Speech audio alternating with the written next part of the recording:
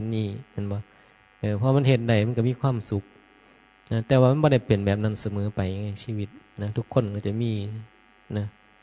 ก็จะมีช่วงเวลาที่มันจะต้องถดถอยลงนะผู้ใดจะสมหวังอยู่ตลอด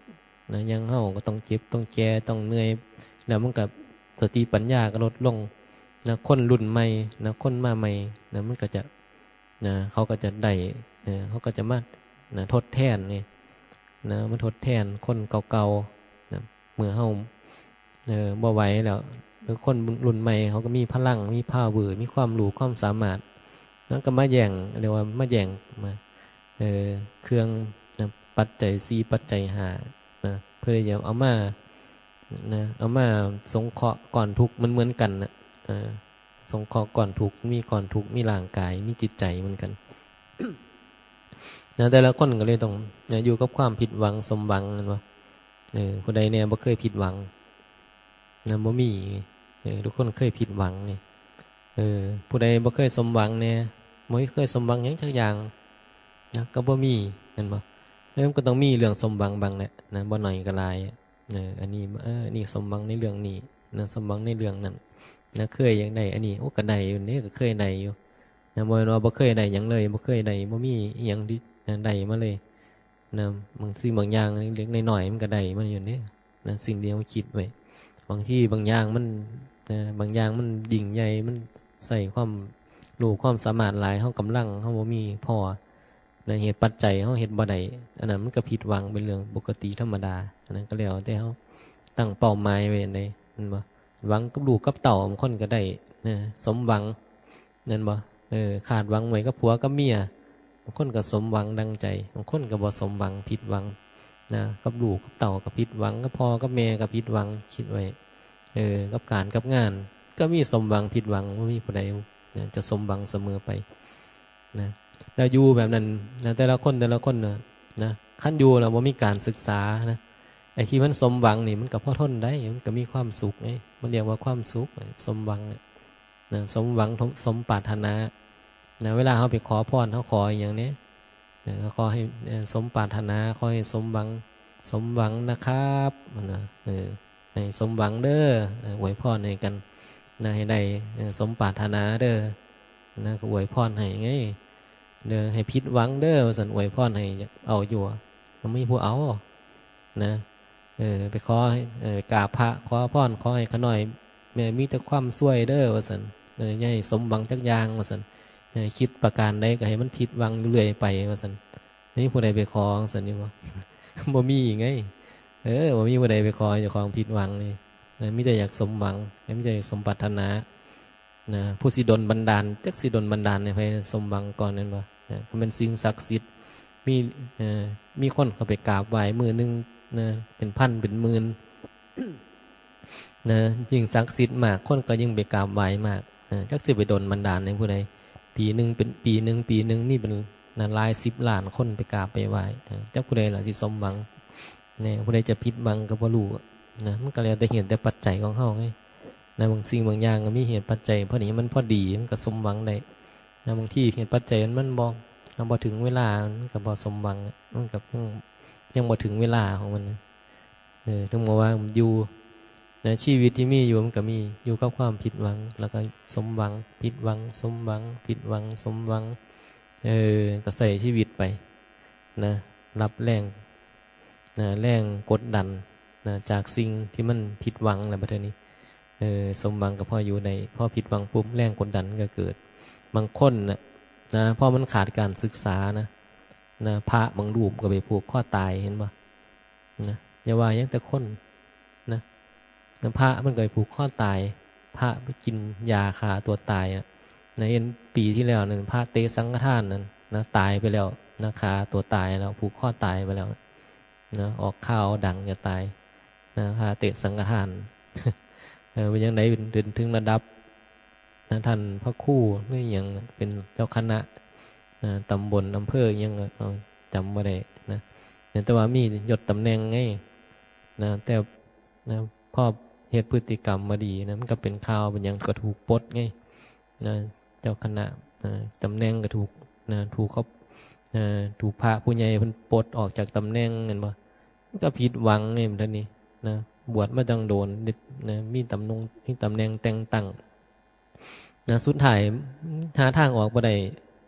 นะเพราะว่ายังเพราะการศึกษาบ่มีแม้แต่พระเห็นบ่นะพระบ่มีการศึกษาเนี่ยมันหลายนะพระที่มีการศึกษานะมีอยู่ยิบมือหนึ่งมีอยู่หน่อยเดียวนะครูบาอาจารย์ที่เพิ่นมีการศึกษาที่เพิ่นปฏิบัติธรรมจริงนะมีอยู่หน่อยนะเออส่วนพระที่ว่าเป็นพระเนี่ยนะส่วนมากแล้วก็ซ้ำกันกับชาวบ้านนะเพิ่นถึงมีคำพูดว่าเนี่ยนะพระวัดป่านะก็ซ้ำกับพระวัดบ้านพระวัดบ้านนะก็ซ้ำกันกับชาวบ้านนั่นแหละนะทอกันกับชาวบ้านนะพระวัดป่าสมมุตินี้นะเท่ากันกับพระวัดบ้านหมายถึงว่าการประพฤติการปฏิบัติของพระวัดป่าสู้มือสู้ทุกมือทุกวันเนี่ยนะมันเท่ากันกับพระวัดบ้านในสมัยก่อนไงนะพระวัดบ้านในสมัยก่อนนะเพิ่นก็ปฏิบัติเท่ากับพระวัดป่าในสมัยนี้นะก็แสดงว่ามันก็บ่แตกต่างกันกับวัดป่าวัดบ้านสมัยนี้สมัยก่อนแสดงว่ามันคือมันเริ่มนะพระเริ่มจะถอยออกจากธรรมวินัยคำสอนของพระพุทธเจ้ามันก็เลยเหมือนกันมันก็พระวัดบ้านสมัยก่อนที่นี่พระวัดบ้านก็ไปคือกันกับชาวบ้านในวันนี้ขึ้นเดี๋ยวว่าเฮ็ดพฤติกรรมคือกันกับชาวบ้านนะหาอยู่หากินเฮ็ดให้เฮ็ดหน้าเฮ็ดการเฮ็ดงานหรือบางที่เป็นร้อยมีลูกมีเมียเพราะมันก็มีซ้ำกันกับชาวบ้านนะกลายเป็นนะทำอาชีพพระนะพวกได้กินนะเลี้ยงครอบครัวไปเห็นบ่บางคนก็บวชเข้ามามาเลี้ยงลูกเลี้ยงเมียบางคนนะคิดว่ามาบวชมันได้เงินส่งพอได้ลูกส่งลูกเรียนหนังสือพอได้ส่งเมียนะเมียจะได้มีกินอหยังก็ว่ากันไปนั่นก็แล้วแต่นะบางคนแต่บางคนบวชเข้ามาบ่ได้มันคือชาวบ้านนะเฮ็ดคือชาวบ้านเฮ็ดพฤติกรรมบ่เป็นตะแคนี่หรอกนั้นมันหลักก็มองไปได้หลายชาวบ้านเป็นอยู่แบบใดซะนะชาวบ้านเป็นอยู่แบบใดทำมาหากินอย่างยศลาภตำแหน่งสรรเสริญสุขกันนะเฮ็ดแบบชาวบ้านนี่นะพระก็เหมือนกันนะเพิ่นก็เลยเปรียบเทียบไงก็เลยมาเปรียบเทียบว่าพระวัดบ้านก็ซ้ำกันกับชาวบ้านห้อมสิเอามากอกใส่หัวกันแหละซุมื้อนี้เห็นบ่แต่ก่อนนี่พระเอามากอกใส่หัวโยมซุมื้อนี้โยมก็เอามากอกเขกหัวพระหัวโล้นๆนี่ว่าซั่นดูมันแต่มากอกใส่ยักบาทด้วยนี่ว่าซั่นเพิ่นว่าเพราะว่ามันทอกันไงว่ามีหยังดอกมือมันก็มาหากันก็มาคุยมาโซกันเรื่องได้ดีมีเป็นนึกกันไงนะพระกับโยมมาบอกเรื่องยังบอกแต่เรื่องนะลาภยศตำแหน่งสรรเสริญสุข นะนะพอพัดผากจากมันก็เป็นทุกข์เนี่ยพอบ่มีการศึกษานะขาดการศึกษาจะไปว่าเพิ่นก็บ่ถูกหรอกนะจะไปว่าเฮาก็บ่ไปว่าไผแล้วนะว่ามันเป็นประเด็นซื่อๆแล้วแต่ใครสิเป็นหยังก็เป็นเนาะเป็นเรื่องของส่วนบุคคลนะเฮานะเว้าปันกันฟังซื่อนะบ่ได้คิดจะไปว่าให้เดือดร้อนนะเหมือนว่าไปโจมตีกันเนี่ยพระก็องค์นั้นบ่ดีองค์นี้บ่ดีโยมผู้นั้นบ่ดีองค์ผู้นี้บ่ดีบ่ได้ไปโจมตีกันนะอย่าไปคิดเรื่องว่าเฮาไปเสพเขาเจ้าแล้วเขาเจ้ามาโจมตีให้มันให้เขาเจ้าเสียหายบ่แม่นเราบ่ได้คิดมาไปถึงว่าจะให้ผู้ใดเสียหายไม่ให้พระเสียหายบ่ให้โยมเสียหายให้เป็นแง่คิดไงฟังมันเป็นแง่คิดมันฟังว่าโอ้ยโจมตีผู้นั้นโจมตีผู้นี้เทศโจมตีเว้าให้ผู้อื่นนะมาเทื่อเขาเว้าให้ขึ้นสิรับได้อยู่บ่อีหยังแล้วเว้าก็เว้าแล้วเฮานะเฮาบ่สนหรอกนะเว้าให้เขาเว้าตัวเขามีหน้าที่วิพากษ์วิจารณ์ทุกคนนะเฮาก็รับฟังนะคำวิพากษ์วิจารณ์คำว่าบ่สนก็หมายถึงว่านะเฮาจะบ่เอาโทษนะบ่เอาโทษเขาดอกสมมุติว่ามีคนมาวิจารณ์ว่ายังครบซุมื้อนี้มีคนคอมเมนต์นี่คอมเมนต์หมายถึงว่าเขามาแสดงความเห็นนี่นะคนอื่นเขามีสิทธิ์แสดงความเห็นไงเขาอาจจะแสดงความเห็นไปตามที่เขาเห็นที่เขาเข้าใจ นะก็เป็นเรื่องของเขาเฮาบ่ควรที่จะไปเอาเขานะไปว่าเขาเด้เขาคอมเมนต์ให้เฮาว่าสมมุติว่าเฮาแสดงออกแบบนี้เขาอาจจะบ่เข้าใจสิ่งที่เฮาสื่อสารไงเขาอาจจะฟังเท่าที่เนี่ยเขานะเขาอาจจะแค่ฟังนะเท่าที่เขาได้ยินได้ฟังเขาบ่เข้าใจเขาบ่ได้ไปอยู่นำคือเฮานี่ล่ะเฮาบ่ได้ไปอยู่นำผู้อื่นเฮาก็บ่สามารถตัดสินคนอื่นได้ดอกนะอย่างมากเฮากับอนุมานคิดว่าอาจจะรูปแบบตรงไหนเฮาก็คือไปตัดสินผู้ใดบ่ได้ดอกนะคนเฮานี่ถ้าบ่อยู่ร่วมกันนี่ก็บ่ฮู้เพราะแค่คำเว้าเนี่ยมันยังบ่แสดงถึงผลถูกผิดอีหยังนะคำเว้าบางคนอาจจะเว้าผิดนะอย่างการสื่อสารธรรมะนี่นะสมัยก่อนครูบาอาจารย์มันอาจจะบ่ได้สื่อสารแบบละเอียดอ่อนนะบ่ได้สื่อสารแบบให้แบบอธิบายขยายความได้นะเหมือนกับสมัยทุกมือนี่นะแต่การปฏิบัติเนี่ยนะมันเป็นนำไปเพื่อมรรคผลนิพพานไงนะมันเป็นไปเพื่อความพ้นทุกข์นะการปฏิบัติมันถูกต้องแล้ว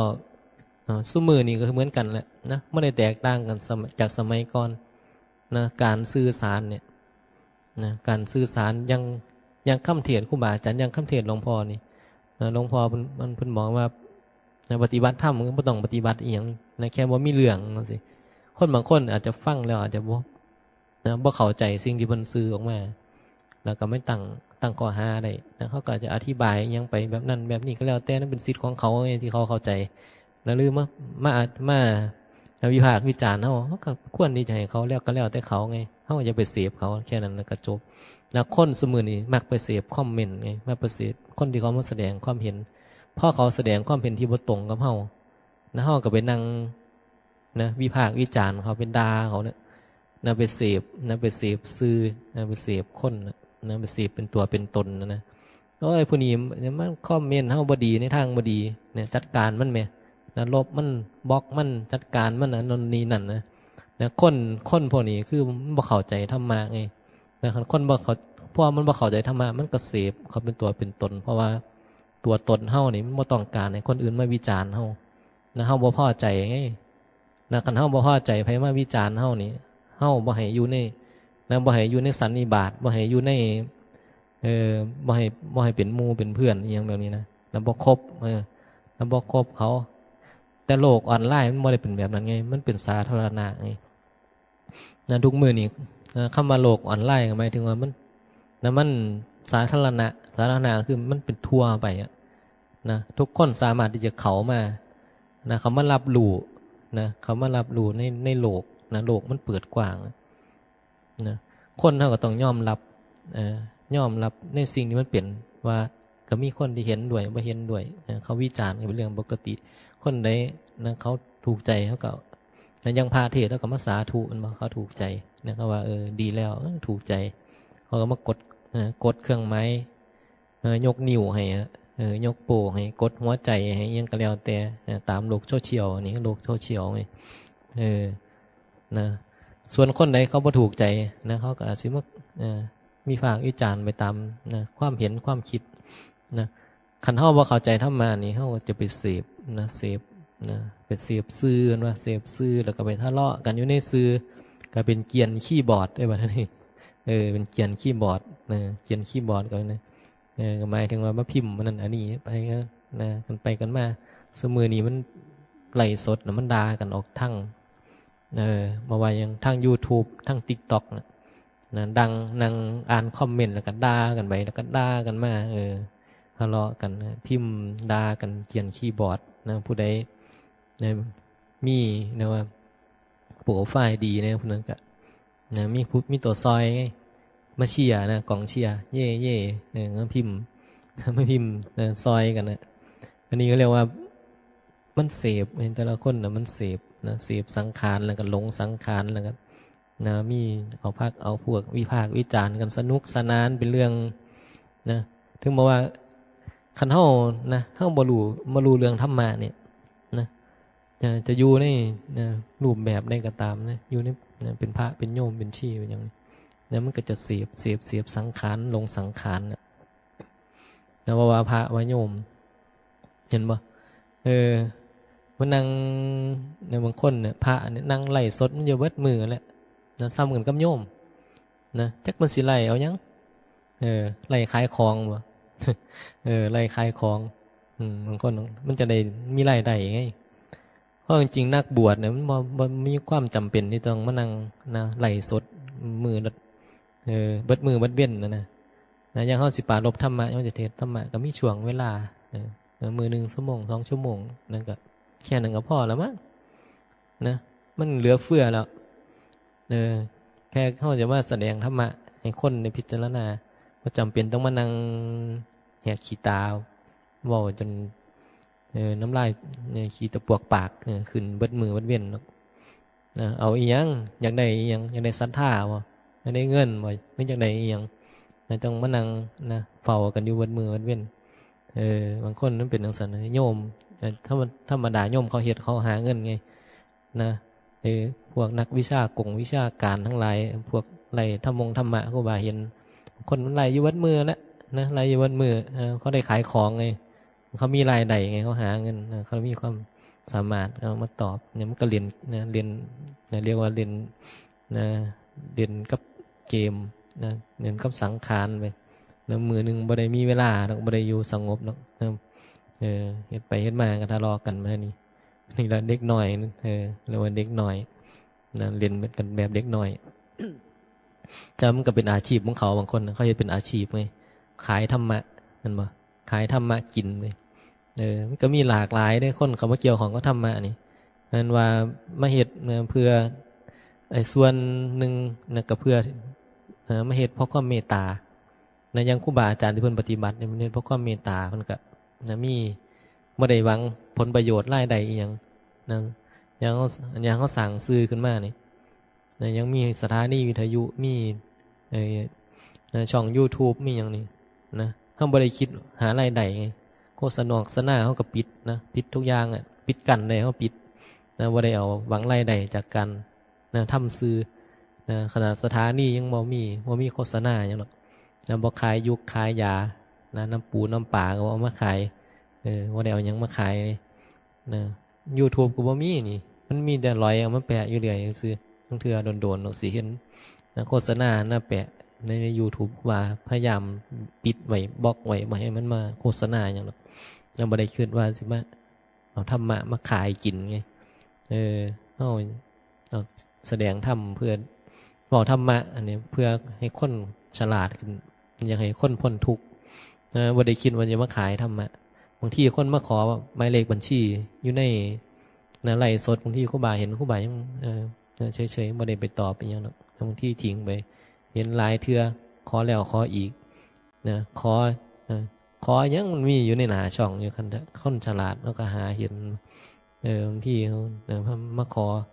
นะคนก็มาเที่ยวมาขอก็บ่ได้ก็แล้วแต่ก็แล้วแต่เฮาสิเหตุปัจจัยนะผู้ใดเขามีบุญสัมพันธ์ที่จะได้มันได้มาร่วมได้มารวมบุญนะได้ทรงเสบียงเลี้ยงอาหารนะถวายปัจจัยเครื่องอาศัยเดี๋ยวเขาก็วิหาเหตุสร้างเหตุจนได้นะคือเฮานี่อยู่คนละบอนนะอยู่ไกลต่อไกลยังมาพอกันอยู่นี่มันให้มีเหตุของมันเองนะครูบามองไว้ว่าเดี๋ยวเหตุปัจจัยมันจัดมันจัดการเองมันทำมาจัดสรรนะก็เลยบ่ลำไล่นะทายถอดสดกับทายจบแล้วก็จบไปนะบ่ได้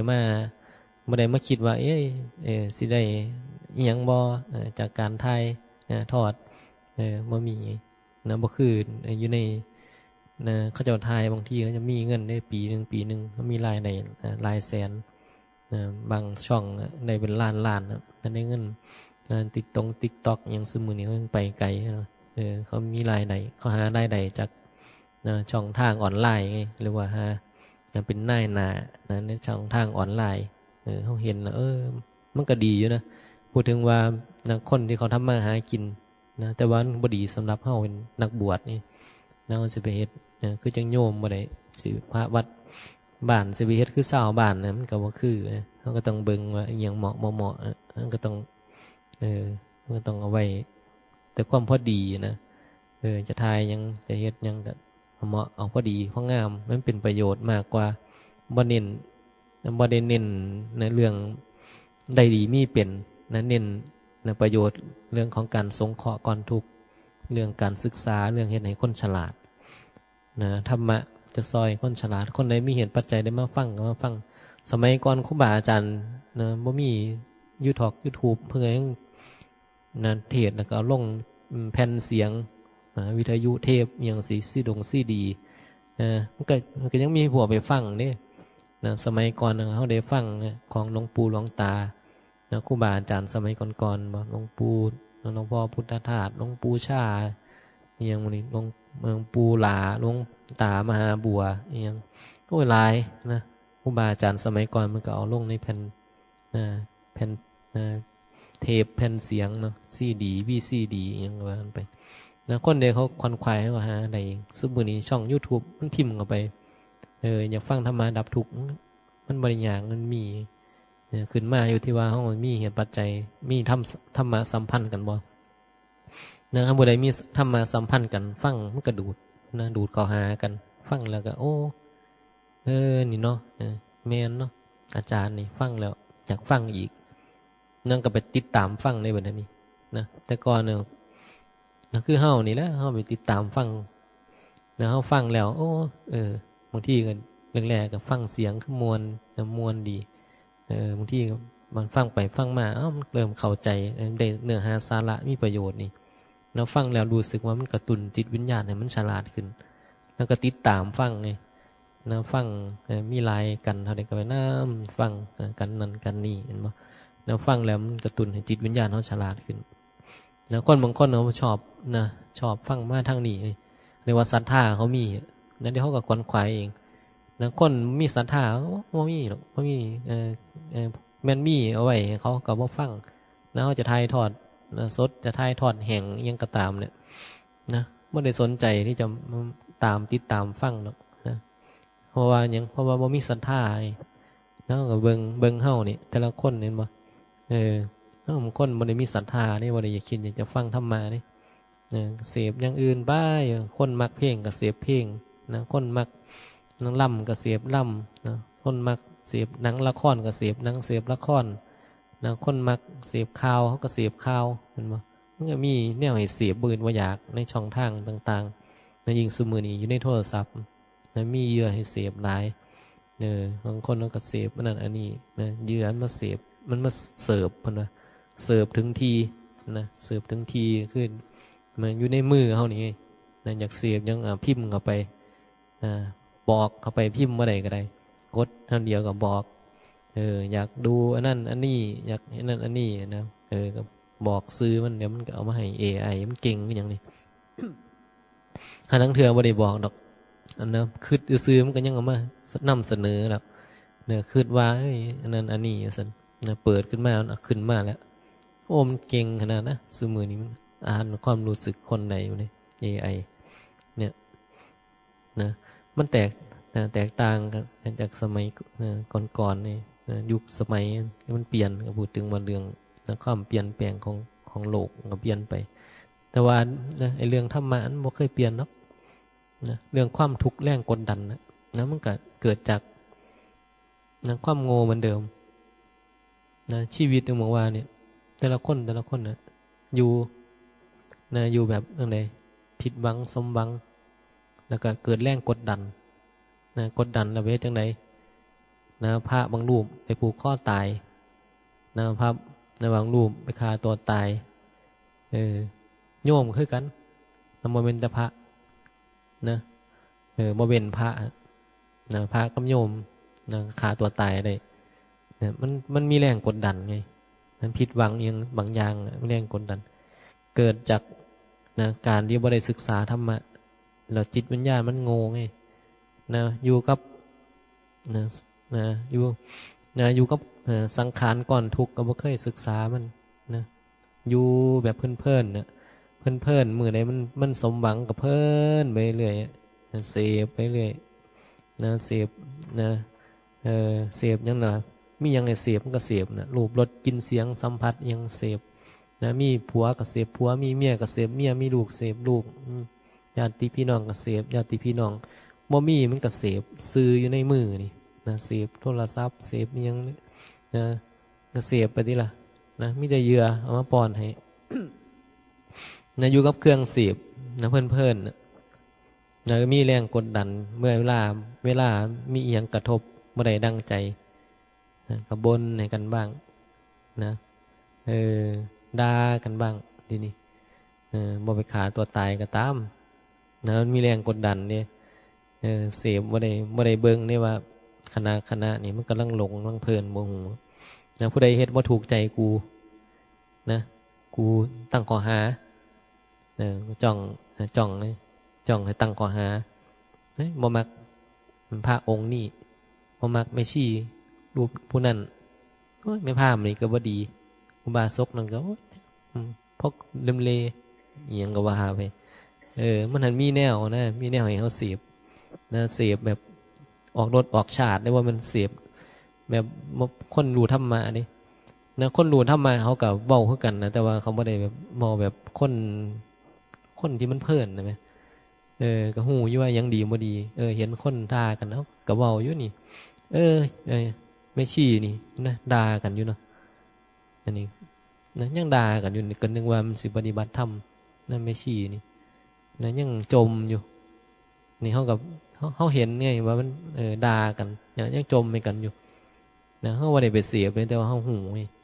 ก็เลยบอกไว้ว่าเอ้าไม่ชี้นี่ก็นึกว่ามันภาวนาก็นึกว่ามันปฏิบัติธรรมเห็นบวชเป็นชีมานะหลายเดือนหลายปีก็นึกว่ามันปฏิบัติภาวนาเอ้ายังเอาเรื่องคนอยู่บ่เศร้าตั้งข้อหาผู้นั้นผู้นี้อยู่หาแต่เรื่องมือสร้างแต่เรื่องเดี๋ยวก็มีปัญหากับคนนั้นเดี๋ยวก็มีปัญหากับคนนี้เดี๋ยวบนเดี๋ยวด่าเดี๋ยวหน่อยใจสารพัดนะบ่ควบคุมกิเลสตัณหานะบ่มีสติบ่ควบคุมตัวเองนะปล่อยให้ไปไหลไปตามกิเลสตามอารมณ์อยากเว้าหยังก็เว้าไปนะตามอำเภอใจตามนะความรู้สึกเห็นบ่นะบ่ควบคุมไว้อันนี้คือบ่มีสติปัญญาไงควบคุมตัวเองบ่ได้ยังขัดอกขัดใจเนี่ยก็โวยวายนะบนดามีปัญหาอยู่เรื่อยๆอันนี้ขาดการศึกษาไงนะควบคุมตัวเองบ่ได้นะสติปัญญาหน่อยนะบ่เบิ่งบ่พิจารณาจะเว้าอิหยังอยากเว้าหยังก็เว้าไปโลดตามความรู้สึกรู้สึกจังไดกูก็สิเว้าไปตามความรู้สึกของกูนี่นะไผสิว่าจังไดกูบ่สนนะบ่สนโลกบ่สนไผขอให้กูดูนะในบนในดานะพอใจของกูแบบนี้อย่างแบบนี้นะเขาเรียกว่านะเฮ็ดไปตามอำเภอใจนะอย่างเฮ็ดยังนะก็เฮ็ดไปโลดนี่เขาเรียกว่าขาดการศึกษาไงนะเพราะมันขาดการศึกษาพออยู่แบบเพิ่นๆนะบ่มีหรอกว่าสิมีตั้งสตินะว่าเบิ่งทุกข์ที่มันมีอยู่นี่มันมีแรงกดดันเนี่ยนะบ่เห็นแรงกดดันที่เกิดจากตัวตนนะบ่เคยได้ศึกษาเรื่องนะตัวตนบ่ฮู้จักอิหยังคือตัวตนอิหยังคือความโง่บ่ฮู้นะอยู่แบบเพิ่นๆนะกูจะจัดการผู้นั้นกูจะจัดการผู้นี้ผู้นั้นต้องเป็นแบบนี้ผู้นี้ต้องเป็นแบบนี้ตัวกูนะตัวกูมันเข้มข้นนะเรียกว่าคันผู้ใดตัวกูเข้มข้นความโง่ก็เข้มข้นนะหนาโง่นะสมองหมาปัญญาหมูสมองหมูปัญญาหมานั่นอยู่ว่าสมองปัญญาคือบอกว่าสมองหมาปัญญาหมูสมองหมูปัญญาหมานะหมูมันสมองหน่อยไงนะมันมีปัญญามันกินแล้วก็นอนนะสมองหมากับหมามันก็บ่เฮ็ดหยังนะมันเห่ามันกัดนะมันก็กินมีเขากินแล้วมันก็ไปเห่าพวกนั้นเลยเห่าพวกนี้เดี๋ยวไปจ้องยิงแขวซะพวกนั้นยิงแขวมาเห็นบ่มามันมักยิงแขวเนี่ยเห็นกันยิงใส่กันยิงแขวใส่กันเนี่ยคู่กันเนี่ยมันคู่กันเนาะนะก็เรียกว่าสมองหมาปัญญาหมูสมองหมูปัญญาหมากันนี้แหละนะบ่รู้เรื่องตัวตนนะตัวกูไงตัวกูมันสิยิงแขวใส่แต่หมูอยู่เลยเนาะไปพิจารณาเบิ่งบ่ได้ว่าให้ไผเด้เราพิจารณามันจะของไผมักไปตั้งข้อหาหมู่นะ ไปด่าผู้นั้นแล้วก็ไปด่าผู้นี้เดี๋ยวกับยิงแขวใส่ผู้นั้นยิงแขวใส่ผู้นี้นะเอาไว้ถ้ายิงสนามมะพร้าวพุ่นเท่าเดียวนะมันจังจบมันต้องไปยิงใส่ผู้นั้นผู้นี้แล้วนั้นมันเสียเสียแขวซื่อไว้ยิงเอาไว้ถ้ายำเขากินนะก็พอแล้วล่ะนะมันก็ยังดีมีประโยชน์ได้แขวนะบ่มีแขวก็ยากอีกได้บัดนี้นะก็ใส่ให้เป็นประโยชน์เนาะแล้วพูดถึงว่าคันเฮาบ่ได้ภาวนามันโง่คันว่าเว้าแบบนี้มันบ่รู้สึกโตบ่รู้สึกตื่นนั่นก็เลยเว้านะเว้าแบบจังซี่มันก็รู้สึกตื่นไงเอ้าว่ากูอีกแล้วเห็นบ่ซั่นโอ้ยว่าใหญ่นั่นโอ้ยว่าผู้นั้นเมสซี่อันนี้บ่ได้ว่าโหเด้ก็เว้าให้เห็นว่าคันเฮาบ่ฉลาดนี่เฮาอยู่แบบโง่ๆเฮาอยู่แบบเพิ่นๆนะเฮาอยู่แบบหลงสังขารเฮาบ่เคยบ่เคยละตัวตนบ่เคยละสังขารนะมันหลงไงเดี๋ยวมันก็มีผิดหวังสมหวังไงเห็นบ่ซั่นน่ะเดี๋ยวก็มีถูกใจผิดใจเจ้าเดี๋ยวก็มีบ่ถูกใจคนนี้แล้วก็ถูกใจคนนี้ตั้งข้อหาอยู่นั่นน่ะมันก็บ่ต่างกับคนอาฆาตพยาบาทกันนะจะปัญหาเล็กปัญหาใหญ่อิหยังก็ตามนะคันคนเนี่ยนะก็มันพอใจกันแล้วมันตั้งข้อหากันนะมันก็อาฆาตกันไงนะจากหน่อยมันก็สิไปหลายก็ยังเทวทัตนะจากที่เฮ็ดพ่อมันบ่ถูกใจกันแล้วเฮ็ดหยังก็จะบ่ค่อยถูกมันก็จะบ่ค่อยถูกชะตาในวันนี้เฮ็ดหยังมันก็จะรู้สึกขัดหูขัดตาเว้าก็ขัดหูดูก็ขัดตานะเฮ้ยบ่มักนะบ่ชอบบ่ชอบแรงกดดันเกิดบ่เกิดไงนะแรงกดดันเกิดแล้วนะเห็นโอ้ยตาเห็นกับนะรู้สึกขัดตาหูได้ยินกับขัดหูนะมีแรงกดดันบ่มีนะมันคนนี้นะกระสันบ่บ่นให้กันดอกนะคันบ่มีแรงกดดันนะแต่บางคนมันคุมได้อยู่ไงนะมันพยายามที่จะควบคุมตัวเองไว้ก็เรียกว่ายังหลงอยู่นะไอ้ที่ควบคุมไว้นั้นมันกดไว้ซื่อคมไว้บ่ได้ฉลาดเด้นะบ่ได้เกิดจากความฉลาดบ่ได้เกิดจากการมีปัญญาที่ว่าเห็นว่ามันเป็นแค่ขันธ์หารูปนามนะบ่ฮู้ว่ามันเป็นสังขารเกิดดับบ่เห็นอนิจจังทุกขังอนัตตาหยังดอกเพราะว่าปัญญายังบ่เกิดมันมองบ่เห็นคำว่าอนิจจังทุกขังอนัตตาจะบอกให้นะคันเฮาบ่มีปัญญานะในการที่จะนะศึกษาธรรมะแบบละอุปทานขันธ์เนี่ยบ่รู้จักคำว่าอนิจจังทุกขังอนัตตาบ่รู้จักว่ารูปนามกำลังปรากฏเกิดดับบ่รู้จักว่าขันธ์หานี้มันเป็นสิ่งที่เป็นทุกข์ปรากฏด้วยเป็นทุกข์บ่เที่ยงนะบ่ได้เป็นตัวเป็นตนมันบ่เห็นบ่ฮู้บ่รู้หรอกบ่เข้าใจเรื่องพวกนี้เลยล่ะนะมีแต่ว่าอดเอากูอดเอาซะก่อนนะมันบางทีมันคันแสดงออกแบบนี้เดี๋ยวมันสิความเป็นผู้ดีของเฮามันสิหายไปนะคันเฮาไปด่าเขาเดี๋ยวเฮาสิบ่ได้เป็นผู้ดีนะคันเฮาบ่นเฮาสิบ่ได้เป็นผู้ดีนะรักษาความเป็นผู้ดีไงผู้ดีก็ยังมีตัวตนไงนะตัวตนที่มันเข้มข้นนะบ่เห็นพร้อมนะว่าคณะนี่ความเป็นผู้ดีของเฮานี่มันเป็นตัวเป็นตนอยู่นี่บ่ฮู้นะเห็นแต่เป็นตัวตนอยู่ตลอดเนี่ยนะมันบ่คือคนที่เขาได้สัมมาทิฏฐิเด้นะคนที่เขาได้สัมมาทิฏฐินี่นะเขาเพ่งเห็นพร้อมว่าคณะมันบ่มีตัวตนมันบ่มีเฮาแล้วก็บ่มีเขาพร้อมนะบ่มีผู้ใดนะกำลังเฮ็ดอีหยังอยู่บ่มีผู้ใดด่ามีผู้ใดถูกด่าบ่มีนะมันบ่แม่นเฮานะเขาด่าอยู่นั่นไอ้เฮารู้สึกนะหูมันได้ยินตามันเห็นนะหูนะมันมันบ่ถูกใจเห็นบ่ตาตาก็บ่เข้าหูน่ะนะว่าบ่เข้าหูนะดูก็บ่ถูกตานะบ่ต้องตาต้องใจแล้วมันก็จะมีความเห็นว่าสิ่งที่บ่ชอบวันนี้นะมันก็ปรากฏการเกิดดับนะถึงเฮาบ่พอใจเฮาก็รู้ว่าเฮาบ่พอใจนะอย่าโง่ได้บ่เนี่ยมันจะมีการบอกตัวเองนะครับว่าอย่าโง่หาเรื่องได้บ่นะจะมีเรื่องกับสิ่งที่มันปรากฏได้บ่ นะมันจะบอกตัวเองได้นะคนที่ได้สัมมาทิฏฐินะมันบ่เคยเป็นหยังดอกบ่มีผู้ใดด่าผู้ใดดอกแต่คนที่ถึงด่าเฮาเห็นสมมุติว่าเฮาเห็นคนสองคนเขาด่ากันเนี่ยนะคนด่านี่ก็โง่แล้วคนถูกด่าล่ะคันคนที่ถูกด่านั้นนะยังบ่ได้สัมมาทิฏฐิเขาก็โง่เพราะเขาก็จะบอกว่าเขาถูกด่านะคนคนนั้นก็จะบอกว่าฉันถูกด่าถูกย่ายนั้นด่าถูกย่ายนี้ด่าโอ้ยย่ายอันนี้ก็มาด่าแต่กูเห็นบ่บ่ได้ละตัวกูบ่ได้ต่างกันกับคนที่ถึงด่านี่แต่ว่าคนหนึงกระทำอีกคนหนึงถูกกระทำไงในมุมมองของผู้ดีก็ว่าย่ายอันนี้มาด่าเขานี่มันโอ้ยมันคนซัวๆอิหยังก็ว่าไปโลกนะตามภาษาโลกเขาสมมุติกันว่าคนบ่ดีนะคนนี้โอ้ยบ่เป็นนะบ่มีประโยชน์หยังดอกนะบ่เป็นตาสิแตกนะนั่นก็ว่ากันไปก็แล้วแต่ไอ้โลกสมมุตินะก็เว้าอธิบายคันเฮาอธิบายนะแต่ถ้าว่าคันคนใดที่เขามีการศึกษาก็มองว่านะคันแม่นเฮาถูกเขาด่าเนี่ยคันเฮามีการศึกษาอยู่ก็บอกว่าบ่มีผู้ใดด่าผู้ใด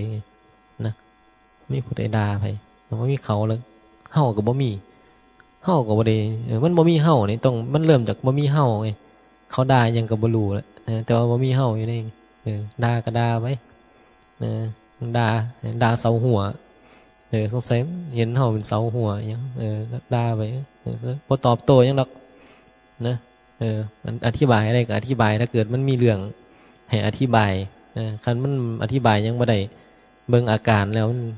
นะคนบางคนเนี่ยมันอธิบายยังบ่ได้ดอกนะมันบ่ฟังเหตุฟังผลหยังผัวกับเมียด่ากันบางทีนี่ว่ามันตีปากกันแตกนะมันตีคุมตากันนะเพราะยังบ่แม่นวันบ่อธิบายเด้อธิบายไปมันก็บ่ฟังไงบางคนบ่ฟังกันไงเจ้าอธิบายยังข่อยบ่สนหรอกนะข่อยสิตีปากเจ้านั่นแหล้วนะเจ้าสิตีคุมตาเจ้ามันต้องไปอธิบายหรอกนะคุมปากนะคันเฮาเข้าใจธรรมะมันก็จะบ่ไปต่อต้านหยังแต่ปัญหามันมีคนแบบนี้มันบ่ค่อยมีไงมันมีหน่อยนะมีก็มีอยู่หน่อยที่จะเห็นเพราะหยังเพราะเขาบ่ได้สัมมาทิฏฐิไงเพราะเขาบ่รู้เรื่องขันธ์ห้าบ่รู้เรื่องรูปนามบ่รู้เรื่องกายใจนะบ่รู้เรื่องอุปทานขันธ์นะได้ยินได้ฟังศรัทธาอยู่บ่ศรัทธานะฟังแล้วจังไดฟังแล้วก็เตะเข้าป่าพุ่นบางทีบ่ได้สนใจฟังเลยซ้ำไปนะนั่งหูทวนลมนะฟังแล้วก็บ่ได้พิจารณาตามถึงพิจารณาแล้วก็บ่เห็นตามเพราะปัญญามันหน่อยนะพิจารณาได้ก็บ่เห็นหรอกต่อให้มันนั่งอยู่ตอนนานบอกว่านี่ขันธ์ห้าบ่เป็นตัวเป็นตนนี่บ่มีเฮาอยู่ในขันธ์นี่บอกมันบ่เป็นเฮาเนี่ยมันบ่มีเฮาเลยอยู่ในขันธ์นี่เข้าใจบ่นั่งอยู่ข้างหน้านี่เข้าใจอยู่บ่นั่งอยู่ตอนหน้านี่ว่าขันธ์ห้ามันบ่เป็นตัวเป็นตนอีหยังดอกมันบ่มีเฮาเลยนะในขันธ์นี่นะมันงงกันบ่คนบ่ได้สมาธิ ขณะนี้เวลา